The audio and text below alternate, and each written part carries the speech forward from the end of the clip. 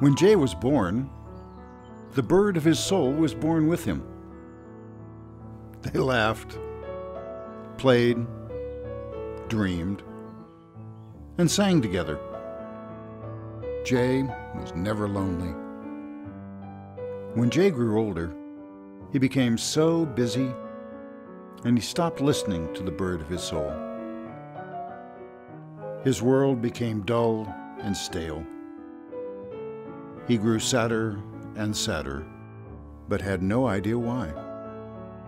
Maybe something was missing. A gaping hole grew in his heart, but he didn't know what to do about it. Take an inner journey with Jay as he goes through the ups and downs of reuniting with the bird of his soul.